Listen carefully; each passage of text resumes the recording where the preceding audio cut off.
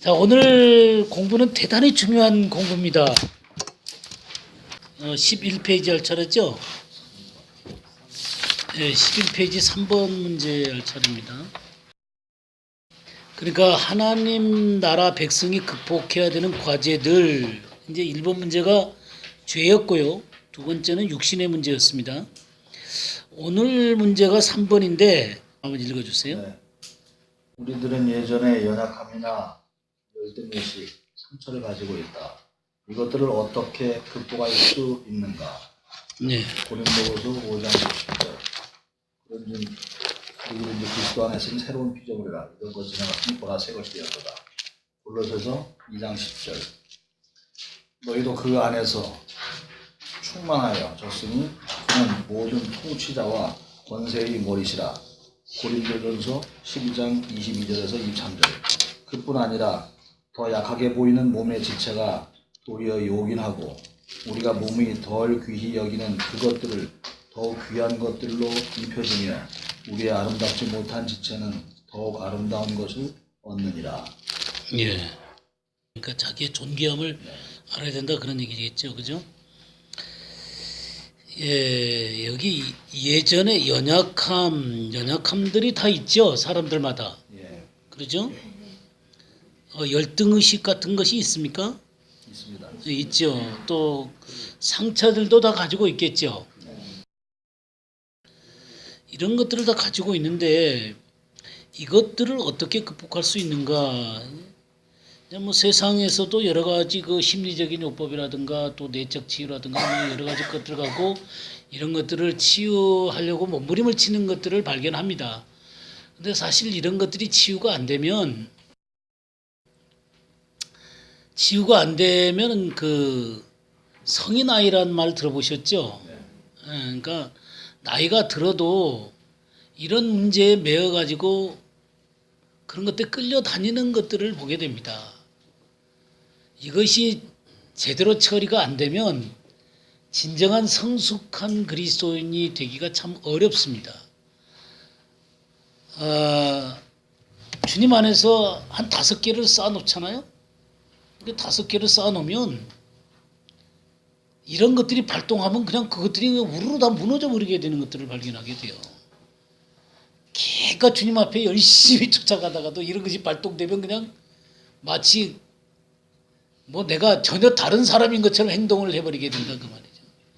그러니까 이런 것들이 잘 극복이 되어져야만 합니다. 극복이 되어져야만 주님 안에서 성숙한 자리로 나아갈 수가 있는 것이죠.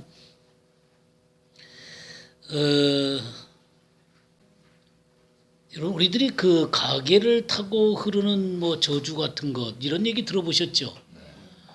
그러니까 우리의 그 가계를 타고 나타나는 마귀의 역사들이 있을까요, 없을까요?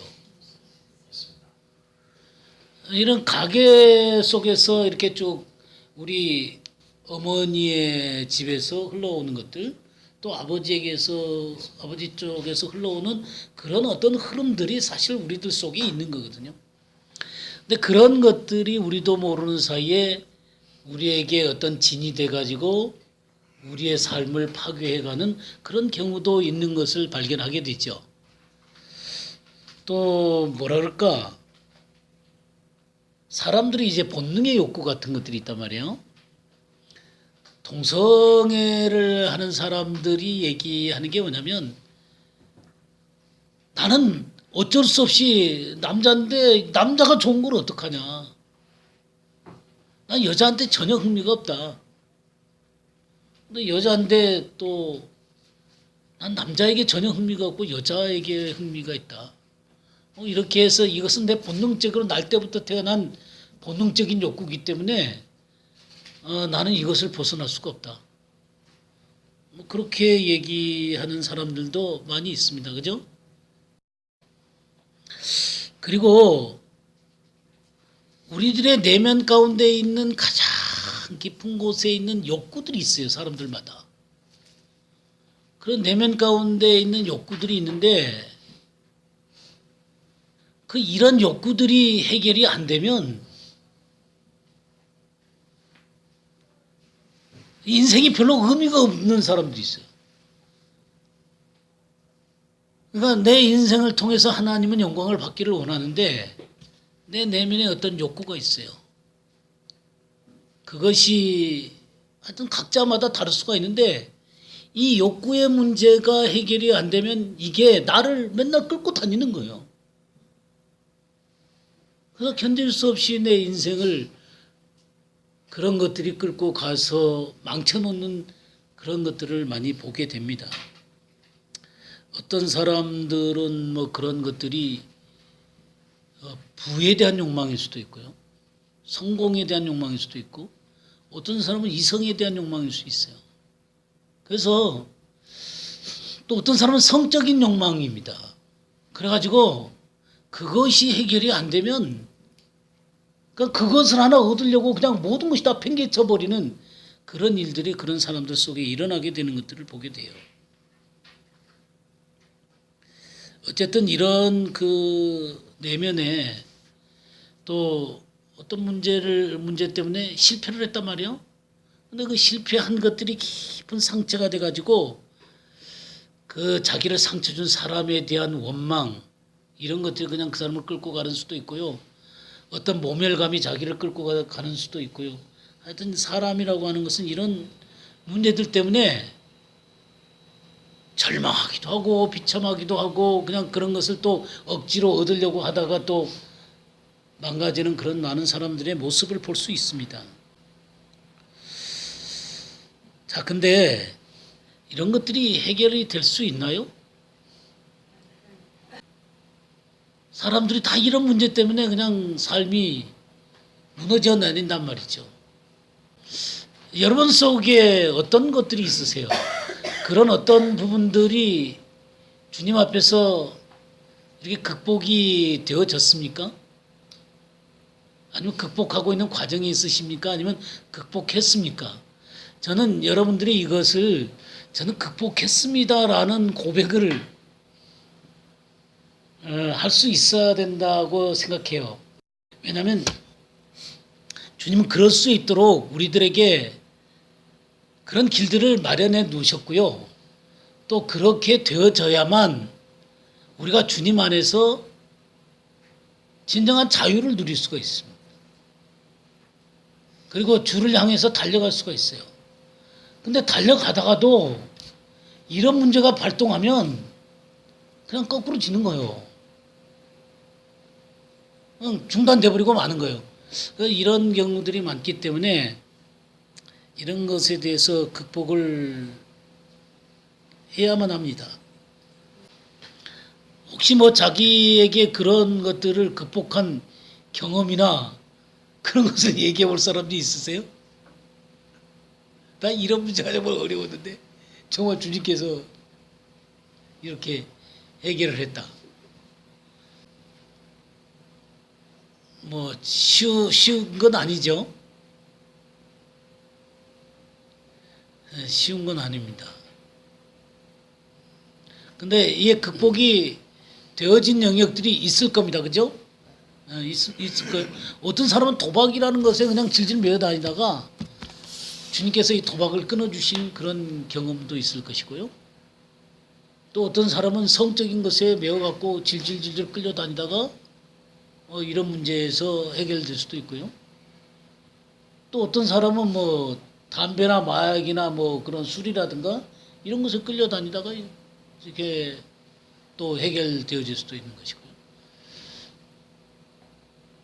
그 다음에 어떤 사람은 굉장히 고독하기 때문에 여자를 찾다가 여자 찾다가 또 그런 문제 가운데서 또 해결되어지는 수도 있고요.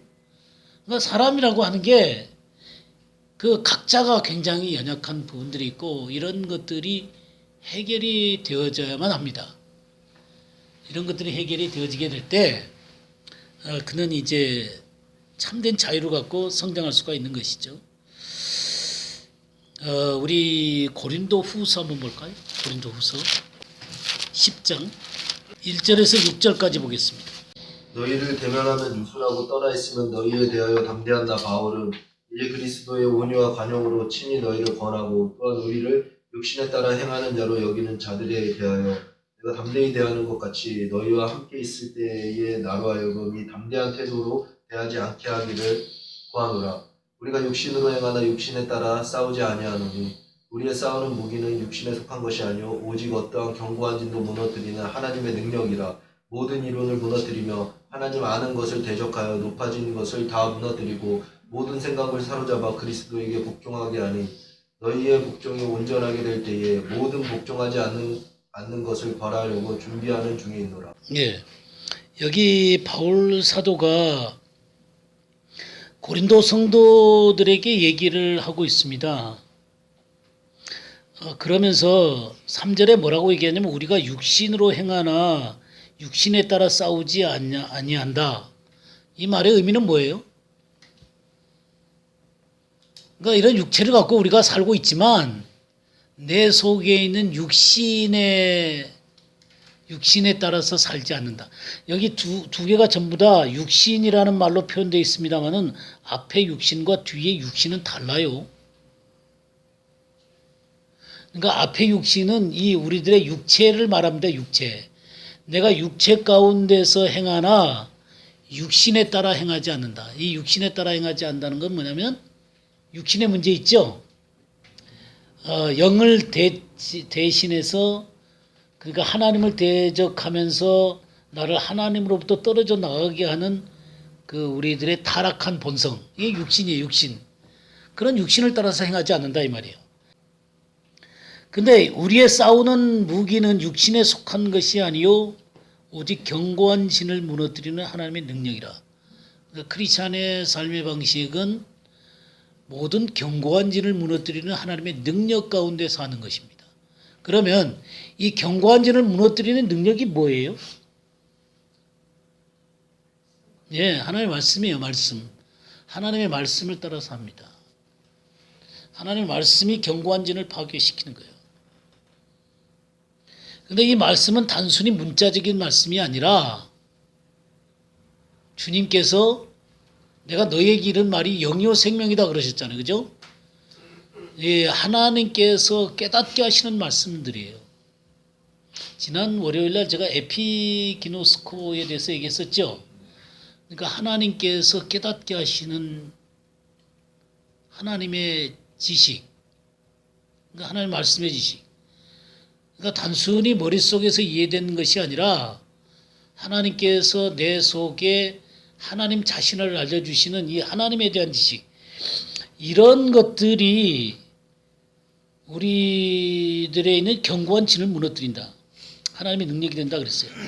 하나님을 아는 것에 대적하여 높아진 것, 이게 뭐예요? 예, 다 무너뜨리고 모든 생각을 사로잡아서 생각이죠. 생각이라는 게 단순히 뭐 머릿속으로 이렇게 무슨 생각을 한다 이런 내용이 아니죠. 그러니까 이론이에요, 이론. 우리들의 이 혼적인 이론들이에요. 우리 모두는 이런 그 철학이라든가 어떤 사상이라든가 아니면 주관이라든가 자기 혼적인 사고들을 갖고 있어요. 그러니까 이런 사고들을 무너뜨려서 그리스도에게 복종시켜야 된다. 그러면 그리스도에게 복종되어지게 되면 하나님의 말씀으로 되어진 새로운 이 구조, 말씀의 구조, 또 이 말씀의 이런 이론들, 이런 생각들이 나에게 새롭게 정리를 시키는 것입니다. 이렇게 새롭게 정리되어진 하나님의 말씀으로 정리되어진 내 사고, 이런 하나님의 말씀이 내가 온전히 서게 되면 복종하지 않는 것을 벌하려고 예비하는 중에 있다. 그러니까 그런 것들이 극복이 되어져 가면서 내 속을 새롭게 창조해 가는 것들을 발견하게 됩니다. 그러니까 이 하나님에 의해서 새롭게 창조되어지는 나, 하나님 말씀에 의해서 새롭게 창조되어진 내 이 머릿속에 생각이 아니라 하나님에 의해서 생성된 새롭게 형성된 하나님의 말씀의 구조, 이런 것들에 의해서 내가 정립이 되어지게 되면 놀랍게 내 삶에 새로운 변화가 일어나게 되고 능력이 나타나고 자유가 나타나게 되는 그런 놀라운 것들을 경험하게 된다는 것이죠. 우리에게 하나님께서는 그럴 수 있다라고 얘기를 하고 있습니다. 그렇게 우리 자신이 새롭게 하나님의 말씀 가운데 새롭게 정립되어질 수 있다. 이런 것들을 얘기하고 있습니다. 그래서 고린도후서 5장 17절에 그랬잖아요. 그런즉 누구든지 그리스도 안에 있으면 새로운 피조물이라. 이전 것은 지나갔으니 보라 새 것이 되었다. 그러면 이전 것이 뭐예요? 이전 것이?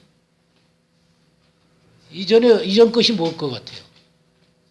과거의 육적인 속성에 대한 예, 삶의 방식도 있을 거고 생각도 있을 거고 우리의 자아도 있을 것이고, 그러니까 이런 것들이 무너져 내리고 새롭게 주님 안에서 형성된, 그러니까 예수 그리스도로 말미암아 새롭게 조성된 내가 있다는 것입니다. 그렇게 돼서 새롭게 되어진 내가 될 때 우리는 우리들의 온갖 문제들 가운데서 자유롭게 되어질 수 있습니다. 근데 여전히 크리스찬이 됐음에도 불구하고 하나님의 말씀에 의해서 이렇게 새롭게 정립되어진 나의 삶이 아니라 여전히 내 혼의 욕구와 혼의 방식대로 내 삶을 살아간다면 우리는 거기에서 계속해서 걸려 넘어지는 자신을 발견할 수밖에 없습니다. 이게 무너져야 돼요. 그러니까 이게 하나님의 말씀에서 새롭게 정립이 되어져야 돼요. 주님은 그렇게 내 삶이 되어지기를 바라고 있습니다. 우리가 말씀을 이렇게 공부를 해야 되는 중요한 이유가 왜 그러냐면 우리는 지금까지 우리의 방식으로 사고하고 이때까지 배워온 대로 우리는 그렇게 사는 습관을 갖고 있어요. 근데 이것이 하나님 말씀에 의해서 조명이 되어지고 내가 지금 뭐를 잘못해 왔는가? 난 내 이 혼적인 사고가 이런 식으로 나 자신을 이끌고 왔구나. 이런 것들을 주님 앞에 내려놓게 되고 하나님 말씀에 의해서 새롭게 조성되어진 영적인 구조, 이 말씀의 구조들이 생겨나게 될 때 우리들이 그런 것 가운데서 서서히 자유롭게 되어져가는, 이게 오늘 들었다고 해서 당장 그렇게 되지는 않겠지만 우리가 복음을 들었을 때 예수 그리스도가 우리 죄를 위해서 죽으시고 부활하셔서 내가 예수님을 믿으면 구원받는다 그랬을 때는 우리 예수님을 믿을 때 그건 순식간에 일어나는 거예요. 믿는 순간에 주님이 내 안에 들어오셔서 순식간에 구원을 받게 되지만, 그래서 우리 영이 살아나지만, 그러나 이런 혼적인 사고라든가 혼적인 이런 것들은 너무 오랫동안 쌓여온 거기 때문에 이게 금방 안 바뀌신다 이거예요. 금방 안 바뀌어지지만 하나님의 말씀과 기도와 또 그런 것들을 통해서 하나님께 꾸준히 나가게 되면 하나님의 말씀이 새롭게 내 속에 정립되어져 가면서 그러한 것들이 무너져 가게 되는 것을 발견하게 돼요. 그래서 점차적으로 그런 것 속에서 자유롭게 되고 하나님의 말씀을 따른다는 게 무엇인지, 이 생명의 말씀이 나를 주관하는 것이 무엇인지를 발견해 가게 되는 것이죠. 우리 골로새서 2장 10절이었죠. 한번 보겠습니다. 골로새 2장 10절. 너희도 그 안에서 충만하였으니 그는 모든 통치자와 권세의 머리시라. 예. 9절 말씀도 읽어주세요. 그 안에는 신성의 모든 충만이 육체로 거하시고. 예. 지금 그 신성이라고 하는 것은 하나님의 성품을 얘기하는 것입니다. 하나님의 신성, 하나님의 온갖 성품, 온전한 성품들이죠. 그러니까 예수님 안에는 하나님의 온전한 성품이 충만하게 예수님 육체 가운데 거하고 있다는 것입니다. 우선 먼저 8절부터 보겠습니다. 8절에 보게 되면 누가 철학과 헛된 속임수로 너희를 사로잡을까 주의하라. 이것은 사람의 전통과 세상의 초든 학문을 따름이요 그리스도를 따름이 아니니라. 여기 이 8절을 제가 쉬운 성경을 한번 찾아봤거든요. 쉬운 성경에는 이렇게 기록이 되어 있어요. 헛된 말과 거짓 철학에 속아 잘못된 길로 가지 않도록 주의하십시오. 그것들은 모두 사람의 생각에서 비롯되었으며 아무 가치도 없습니다. 결코 그리스도로부터 나온 것이 아니므로 멀리 하시기 바랍니다. 그러니까 여기에 헛된 말이라든가 거짓 철학이라든가 이런 것들이 사람의 생각에서부터 비롯된 것이다. 사람의 전통과 세상의 초등학문을 따릅니다. 이건 사람의 생각에서 비롯된 것이다. 그래서 아무 가치가 없다는 것입니다. 그리스도로부터 나온 것이 아니므로 멀리 하시기 바랍니다. 그러니까 우리 그리스도인들의 삶의 이 새로운 정립은 그리스도로부터 나온 것들로 내 삶이 정립이 되어져야 됩니다. 근데 그리스도로부터 나온 것들로 정립이 되어져야 되는데 여전히 사람으로부터 나온 것들이 함께 섞이게 되면 어떻게 될 것 같아요? 그러니까 이 사람은 더 많은 갈등 가운데 들어갑니다. 이 사람은 더 많은 갈등 가운데. 옛날에 그냥 이 세상의 구조라든가 이 혼적인 사고방식으로 살았을 때는 뭐 내 식으로 살았으면 되니까 뭐 누가 나 건드리지 않아도 되거든요. 그대로 살면 됐어요. 물론 그게 괴롭기도 하고 뭐 저기 어렵기도 하겠지만 내 방식대로 살면 되는 거예요. 근데 오늘 예수님을 믿었어요. 예수님을 믿었는데 하나님의 말씀이 들어오기 시작하는 거예요. 성령님께서 내 삶 가운데 역사를 시작하는 거예요. 그러니 예전의 방식대로 사는 것하고 새로운 주님의 말씀과 그런 것이 들어오는데 이게 서로 다르단 말이에요. 근원이 다른 거예요. 이건 사람으로부터 시작된 거고 이건 하나님으로부터 시작된 거란 말이에요. 그럼 아예 하나님으로부터 들어온 것들을 갖고 내 삶이 새롭게 형성이 되어지게 되면 완전히 새로운 삶이 시작되게 되는 것이죠. 근데 이것도 조금 옛날의 방식도 조금 그러고 이걸 갖고 섞어갖고 사는 거예요. 그럼 교회 올 때는 마치 주님에게서 나온 것들도 싸는 것 같고 세상에 가면 옛날 방식으로 도로 살아. 그러면 이 사람은 가면을 쓰는 거예요. 가면이 여러 개예요. 교회 와서 쓰는 가면이 있고 가정 가서 쓰는 가면이 있고 그다음에 또 저기 그 친구들 만날 때 쓰는 가면이 있고 직장 가서 쓰는 가면이 있고 그러니까 다 이게 얼굴이 다 달라. 이게 얼마나 복잡한 삶이겠냐고요. 주님은 이런 방식의 삶을 원하는 게 아니란 말이에요. 하나로 되어지기를 원하는. 그러면 하나로 되어지기 위해서는 그리스도로부터 나온 것들로 내 삶을 정립을 해야 된다 그 말이에요. 그래서 중요한 게 2장 9절에 뭐라 그러냐면 예수님 안에는 신성의 모든 충만이 육체로 거하신다. 그래서 이 쉬운 성경 가운데 이렇게 기록이 되어 있더라고요. 하나님의 모든 성품은 이 땅에서 사람의 모습으로 사신 그리스도께 완전히 나타난 바 되었습니다. 하나님의 모든 성품은 이 땅에서 사람의 모습으로 사신 그리스도께 완전히 나타나게 되었습니다. 그러니까 하나님의 성품이 예수님 안에 온전하게 드러났다는 거예요. 예수님 안에 하나님의 성품이 온전하게 드러났다. 근데 10절에 뭐라 그랬어요?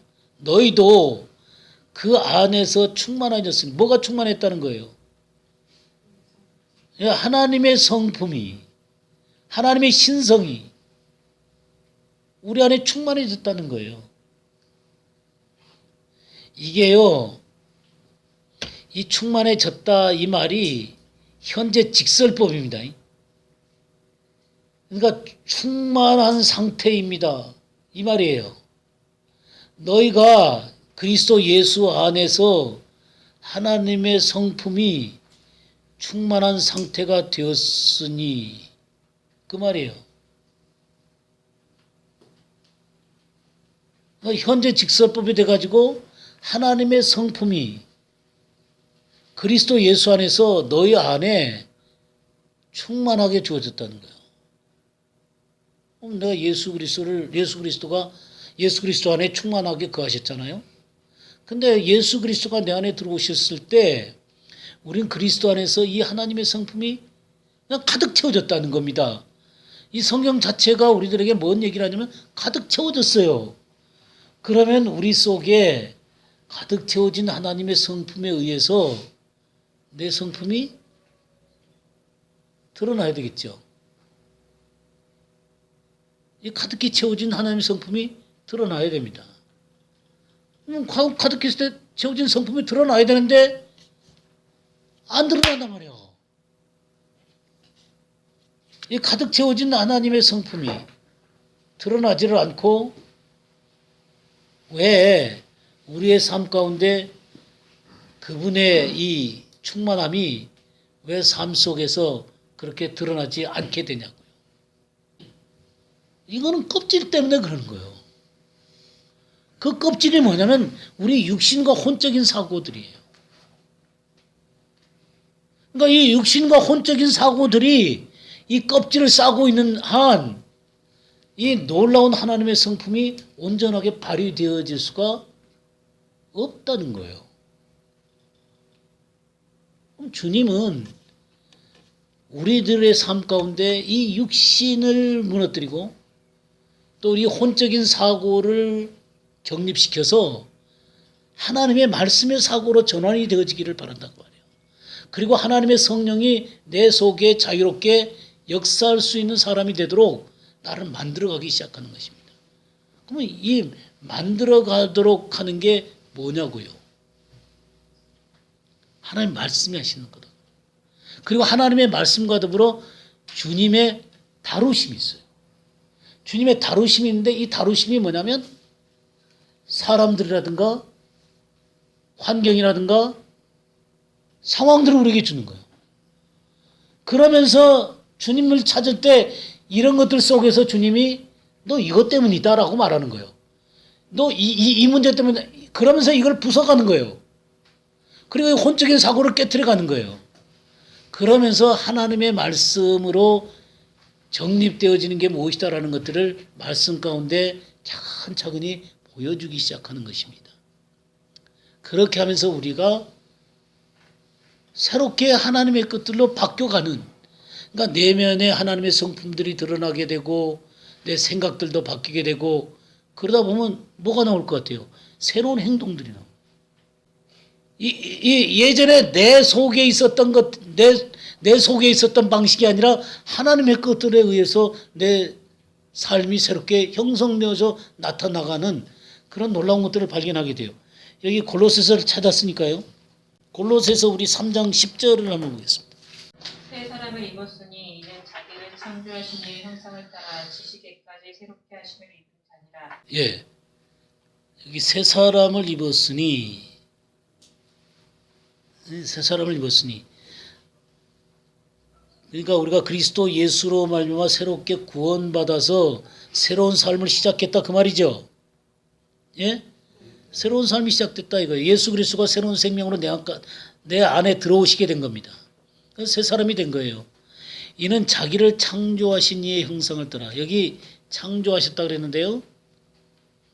이 창조는 재창조하신 겁니다. 우리를 재창조하신 거예요. 자기를 재창조하신 이의 형상을 따라. 그러니까 우리가 처음 창조에서부터 우리가 예수 그리스도를 믿을 때 주님은 우리를 재창조하신 거예요. 새로운 사람으로 재창조하신 것입니다. 그래서 우리 안에 새로운 생명으로 예수 그리스도를 들어오도록 하셨어요.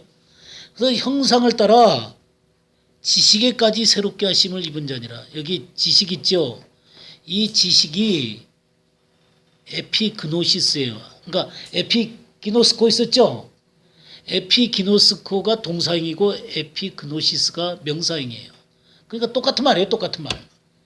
그러니까 하나님의 지식이죠. 하나님의 지식에까지 새롭게 하심을 입은 자니라. 그래서 쉬운 성경을 다시 한번 제가 읽어드릴게요. 이 구절을 이렇게 기록이 되어 있어요. 한번 들어보세요. 여러분의 삶 속에서 새로운 삶이 시작되었습니다. 여러분은 새 생활 가운데서 더욱더 새로워져 가고 있습니다. 이것은 여러분을 창조하신 그분의 모습을 닮아가는 것입니다.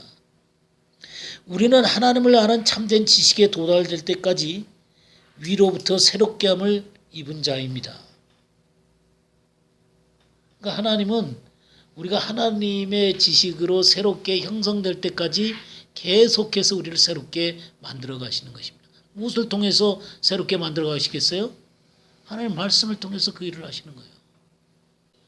그러니까 우리의 이 세속적인 이런 우리가 이때까지 받아왔던 교육이 아니라 하나님의 말씀의 새로운 지식으로 우리가 새롭게 형성될 때까지 하나님은 계속해서 우리를 새롭게 변화시켜 가는 것이다 그 말이에요. 이렇게 하나님의 말씀이 나를 새롭게 정립을 하게 되고 주님의 성품이 내 속에서 드러나게 되면 우리들의 온갖 문제들 가운데서 자유로워지게 되는 자기 자신을 발견하게 된다 그 말이에요. 우리가요 이 귀신들이라든가 사단이라든가 이런 존재들에게 우리 그 생각 속에 이렇게 억압해 들어오고 또 우리의 생각이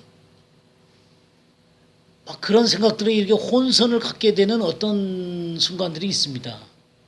이게 막 그 생각이 억압이 되어지고 잘 생각이 잘 안 되고 그런 것 자체는 우리가 잘못된 것이 아닙니다. 그러니까 그럴 수 있어요. 그럴 수 있는데 문제가 어디에 있냐면 우리들한테 사단이 그렇게 얘기하는 거예요. 너는 그 문제가 해결되지 않으면 넌 절대로 만족할 수 없어.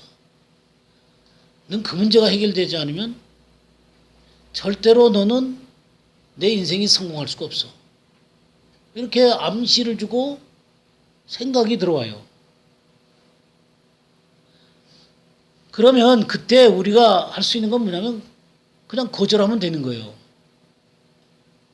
주님이 나를 새로운 존재로 만드셨으니까 너 그런 거짓말 하지 마 하고 이렇게 거절하면 되는 거예요.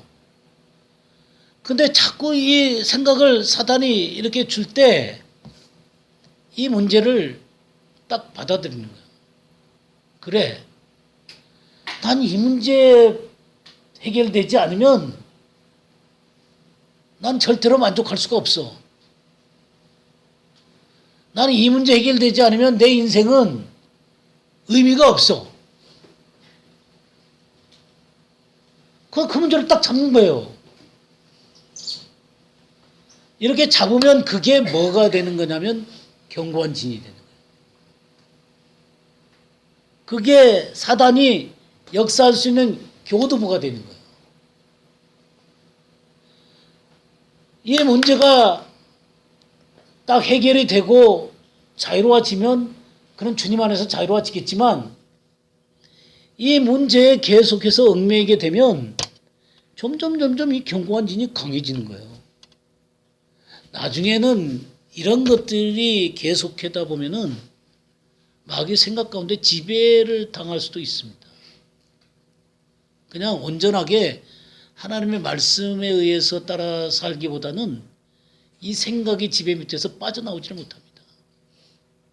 그러니까 처음에 그런 생각이 왔을 때 거절하면 되는데 거절하는 게 아니라 그래 나는 그래 라고 해서 그것을 받아들이고 내 것으로 받아들이게 되면 견고한 진이 되는 거예요. 이럴 때 그러면 어떻게 해결해야 돼요? 아까 하나님의 강력이다 그랬잖아요. 하나님의 강력인 하나님의 능력 대신 말씀이에요. 이 말씀들이 내 속에 새롭게 정립되어져 갈 때 이것이 대적이 되어지게 되는 거예요. 내 힘으로 이것을 대적하려고 그래도 이거를 해결할 힘이 없어요. 이 힘이 얼마나 강력한지 아마 여러분들 스스로도 알 거예요. 여러분 스스로도 어떤 문제는 이게 도대체 해결되지도 않고 끝까지 나를 붙들고 늘어지고 있는 그런 어떤 문제들이 있어요. 이 문제가 결국 하나님의 말씀 가운데 가서 어디까지 가냐면 십자가에서 그것이 죽었다라고 선언되는 자리까지 가게 되는 거예요. 그 십자가에서 예수님과 함께 내가 죽었다라고 하는 그 자리까지 가서 그 해결되지 않는 그것이 주님의 십자가에서 처리되어졌다라고 하는 그것을 보셔야 되는 거예요. 그리고 그 죽음의 자리 가운데서 우리 주님이 내 생명이시고 주인이시고 새로운 능력이라는 사실을 봤을 때, 그러면서 하나님의 말씀이 계속해서 공급되어지게 될 때 그 사람이 그 문제 가운데서 자유로워지게 돼요.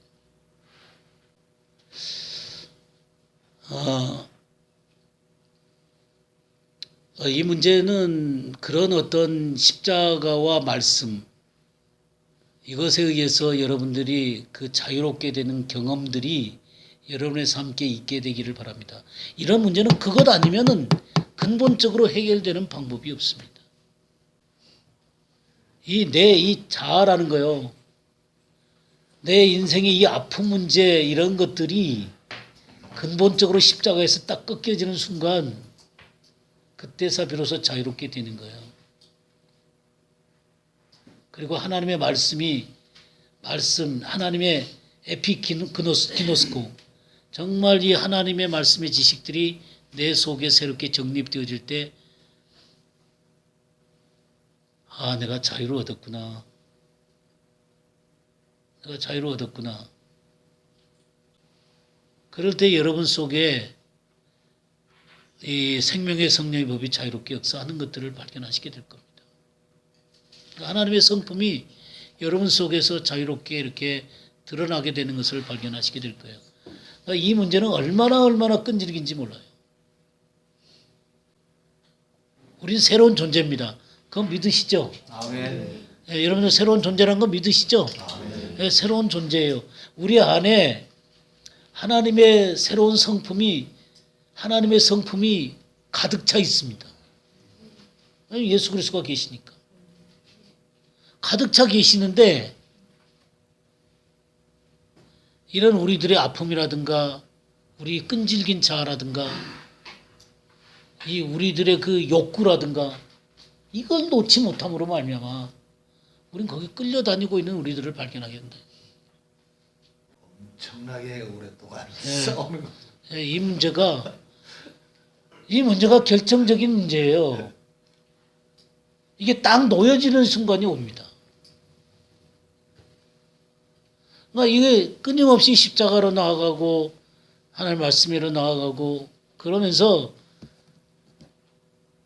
이런 것들이 조금씩 무너져 가는 것들을 보게 돼요. 그러다가 어느 순간에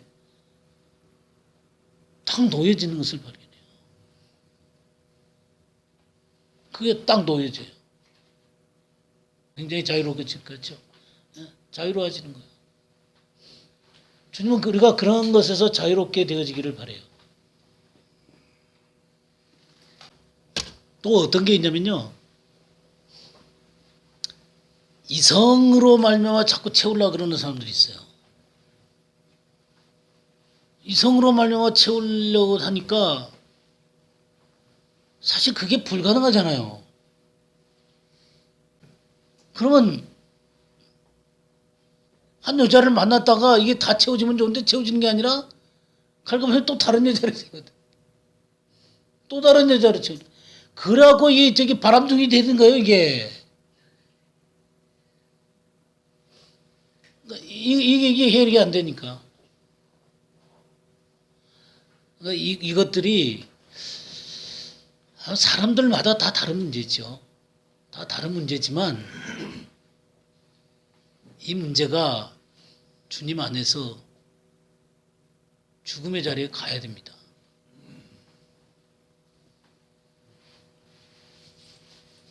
죽음의 자리에 가야 돼요. 그리고 성령께서 새롭게 조성하시는 것들을 새롭게 보셔야 됩니다.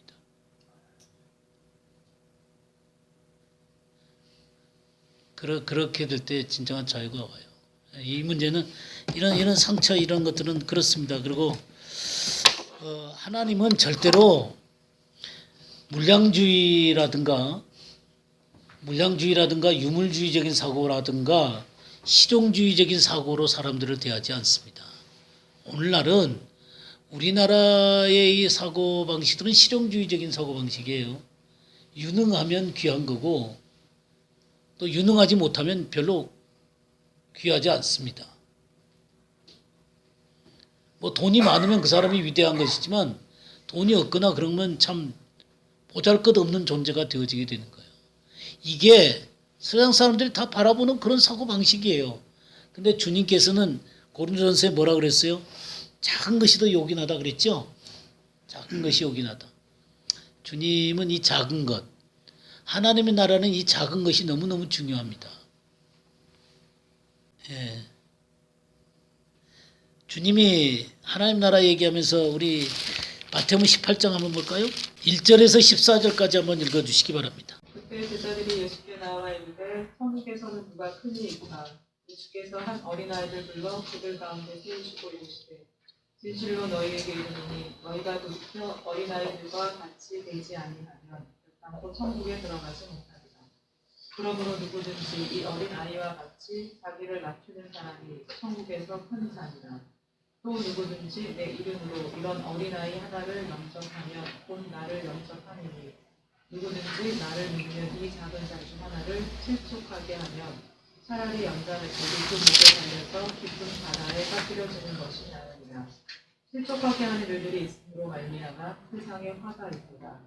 실족하게 하는 일이 없을 수는 없으나 실족하게 하는 그 사람에게는 화가 있도다.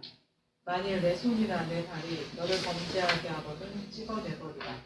장애인이나 다리 버는 자로 영생에 들어가는 것이 그 손과 그 발을 가지고 영원한 불에 던져지는 것보다 나으니라. 만일 내 눈이 너를 범죄하게 하거든 떼어내버리라. 한 눈으로 영생에 들어가는 것이 그 눈을 가지고 지옥불에 던져지는 것보다 나으니라. 삼가 이 작은 자 중에 하나도 없이 여기시나니라. 너희에게 말하노니 그들의 천사들이 하늘에서 하늘에 계신 내 아버지의 얼굴을 항상 배우느니라. 14절. 너희 생각에는 어떠하냐? 만일 어떤 사람이 양 100마리가 있는데 그 중에 하나가 길을 잃었으면 그 99마리를 산에 두고 가서 길 잃은 양을 찾지 않겠느냐? 진실로 너희에게 이르노니 만일 찾으면 길을 잃지 아니한 99마리보다 이것을 더 기뻐하리라. 이와 같이 이 작은 자 중에 하나라도 잃는 것은 하늘에 계신 너희 아버지의 뜻이 아니니라. 예. 여기에 어린아이에 대한 얘기가 나오죠. 그죠? 어린아이를 하나 영접하는 것이 나를 영접하는 것이다. 작은 것 하나라도, 작은 자 하나라도 잃어버리는 것이 아버지의 뜻이 아니다. 이렇게 작은 것들에 대해서 하나님 나라에서 귀중성을 얘기를 하고 있습니다. 그러니까 주님은 정말 보잘것없는 것을 귀중히 여기시는 이 주님의 마음을 이 하나님 나라 가운데서 우리가 배워야 된다 이거죠. 그래서 우리 자신들이 정말 작게 보이는 자기를 주님이 그렇게 귀중히 보신다는 사실을 깊이 이해하는 게 굉장히 중요합니다. 그래서 하나님 나라에 보는 관점들, 여러분 자신을 귀중히 여기셔야 된다 그 말이에요. 여러분 스스로가 참 가치 없다고 느낄 때 주님은 절대로 그렇게 생각하시지 않는다 그 말이죠. 그래서 우리가 참 이 실용주의적인 사고방식이라든가 또 이 물량적인 사고방식 가운데서 정말 주님이 바라보시는 이 관점들을 나에게 먼저 적용을 시키고 사람들에게 적용을 시키는 그러한 것들이 우리에게 중요할 것입니다. 자, 우리 다음 건 보도록 하겠습니다. 4번 문제. 하나님은 우리가 경험하는 모든 일들을 통해 무엇을 하시는가? 로마서 8장 28절에 나왔습니다. 우리가 알거니와 하나님을 사랑하는 자, 곧 그의 뜻대로 부르신 이른 자들에게는 모든 것이 합력하여 선을 이루느니라. 어떤 것들이 합력하여 선을 이룹니까? 우리들의 삶에 일어나는 온갖 문제들이죠. 우리들의 온갖 문제들이 합력해서 선을 이룹니다. 그러면 이 선이라고 하는 게 뭐예요? 선. 합력해서 선을 이루는데 이 선이 뭐예요? 무슨 선을 이루는 것입니까? 예. 그 하나님의 뜻의 그 결론이 뭐냐면 29절이에요. 29절. 29절에 보면 하나님의 미리 아신 자들을 또한 그 아들의 형상을 본받게 하기 위하여 미리 정하셨으니 이는 그런 많은 형제 중에서 맏아들이 되게 하려 하심이니라. 여기 아들의 형상이라 그랬죠. 예수 그리스도의 형상을 이루기를 원하십니다. 결국 우리들의 온갖 삶의 문제들을 통해서 주님은 선을 이루는데 이 선의 결론이 뭐냐면 예수 그리스도의 형상을 이루기를 원하시는 것입니다. 우리 예수 그리스도의 형상을 이루는 문제에 대해서 우리 로마서 5장을 보도록 하겠습니다. 5장을 보게 되면 5장 2절 보겠습니다. 그로 말미암아 우리가 믿음으로 서 있는 이 은혜에 들어감을 얻었으며 하나님의 영광을 바라고 즐거워하느니라. 네, 거기 하나님의 영광을 바라고 즐거워한다 그랬지 않았습니까? 그 영광의 문제가 이 5장을 우리가 달았을 때 이 5장이 그 소망을 이루는 그 소망이 바로 하나님의 영광을 이루는 것이다. 그 영광이라고 하는 것은 예수 그리스도의 형상을 이루는 것이다 라는 것들에 대해서 우리가 몇 번 얘기를 했었죠. 그래서 이 결론적으로 그 영광이라고 하는 게 예수 그리스도의 형상인데 주님은 이 온갖 문제를 통해서 우리를 영광으로 이끌어 가시는 것입니다. 그래서 우리 주님이 여러 가지 삶의 문제를 대했을 때 그분은 이 문제들을 어떻게 대했는가 하는 것을 좀 살펴보도록 하겠습니다. 요한복음 12장 27절에서 28절을 보도록 하겠습니다. 지금 내 마음이 민망하니 무슨 말을 하리요. 아버지여 나를 구원하여 이때를 면하게 하여 주옵소서. 그러나 내가 이를 위하여 이때에 왔나이다. 아버지여 아버지의 이름을 영광스럽게 하옵소서 하시니 이에 하늘에서 소리가 나서 가로되 내가 이미 영광스럽게 하였고 또다시 영광스럽게 하리라 하신대 곁에 서서 들은 우리는 우리가 울었다고도 하며 또 어떤 이들은 천사가 저에게 말하였다고도 하니 예수께서 대답하여 가라사대 이 소리가 난 것은 나를 위한 것이 아니요 너희를 위한 것이니라. 이제 이 세상의 네, 됐어요. 쫓겨나리라 그랬죠. 그 앞에 20절 말씀부터 저 읽어주세요. 20절 말씀부터 26절까지 한번 읽어주세요. 명절에 에베아로 올라온 사람 중에 헬라인 몇이 있는데 저희가 갈릴리 벳사다 사람 빌립에게 가서 청하여 가로되 선생이여 우리가 예수를 비웃고자 하나이다 하니 빌립이 안드레에게 가서 말하고 안드레와 빌립이 예수께 가서 여짜온대 예수께서 대답하여 가라사대 인자의 영광을 얻을 때가 왔도다. 내가 진실로 진실로 너희에게 이르노니 하나를 미리 땅에 떨어져 죽지 아니하면 하나를 그대로 있고 죽으면 많은 열매를 맺느니라. 자기 생명을 사랑하는 자는 잃어버릴 것이요 이 세상에서 자기 생명을 미워하는 자는 영생하도록 보존하리라. 사람이 나를 섬기려면 나를 따르라. 나 있는 곳에 나를 섬기는 자도 거기 있으리니 사람이 나를 섬기면 내 아버지께서 저를 귀히 여기시리라. 예.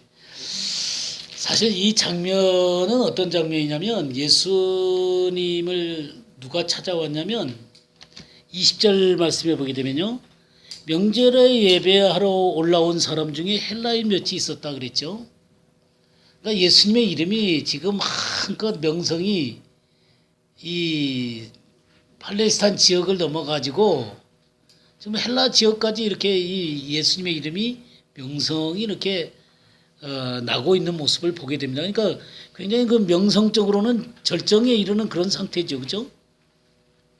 이런 상태에 그 헬라인이 찾아왔는데 주님은 무슨 얘기를 하냐면 이 상황 속에서 24절에 내가 진실로 진실로 너희에게 이르노니 하늘에 미리 땅에 떨어져 죽지 않으면 하늘 그대로 있고 죽으면 많은 열매를 맺느니라. 이 얘기를 하세요. 그러니까 명성이 한참 올라가는 그때 주님은 뭐를 지금 생각하고 있냐면 지금 십자가에서 죽을 것들을 생각하고 이제 그거를 바라보고 말씀을 하고 있는 거예요. 자, 그러니까 그렇게 얘기하면서 27절에 뭐라 그러냐면 지금 내 마음이 괴로우니 무슨 말을 하리요. 마음이 참 괴롭다. 이렇게 얘기하면서 28절에 아버지여 아버지의 이름을 영광스럽게 하옵소서 하시니 이에 하늘에서 소리가 나서 이르되 내가 이미 영광스럽게 하였고 또다시 영광스럽게 하리라. 무슨 얘기예요 이게? 그러니까 주님의 마음 가운데는 사람들의 그 알아주는 명성이라든가 그런 것들에 의해서 이렇게 마음이 그런데 뺏긴 것이 아니라 좀 하나님 아버지께서 해주시는 그 명령을 따라서 지금까지 살아왔단 말이에요. 이 하나님의 명령을 따라서 살아온 것을 주님은 뭐라 그랬냐면 영광이다 그랬어요. 그러면서 무슨 얘기를 하냐면 하나님 이제 또 영광스럽게 되기를 원합니다. 하나님 아버지가 영광스럽게 되기를 원합니다. 이렇게 얘기를 해요. 그러니까 하나님 아버지께서 그런 예수님에게 뭐라고 응답을 하시냐면 네가 지금까지 영광스럽게 했고 또다시 나를 영광스럽게 하게 될 것이다 라고 얘기합니다. 그러니까 주님에게 있었던 이 온갖 문제들이 결론적으로 어디까지 가냐면 늘 하나님의 영광을 생각했다는 것입니다. 그래서 주님께서 이 온갖 일어나는 문제 속에서 하나님의 영광을 구했던 것처럼 우리들의 온갖 문제들을 통해서 주님은 결론적으로 어디까지 가기를 원하냐면 우리 속에서 하나님이 영광을 받기를 원하시는 거다. 그러면서 그리스도의 형상을 내 속에 이루기를 원하시는 것입니다. 우리 요한복음 13장도 한번 보겠습니다. 요한복음 13장 31절에서 32절. 그가 나간 후에 예수께서 이르시되 지금 인자가 영광을 받았고 하나님도 인자로 말미암아 영광을 받으셨도다. 만일 하나님이 그로 말미암아 영광을 받으셨으면 하나님도 자기로 말미암아 그에게 영광을 주시리니 곧 주시리라. 예, 다른 자들아 예, 됐습니다. 여기 보게 되면 지금 그가 나간 후에 누가 나간 거예요?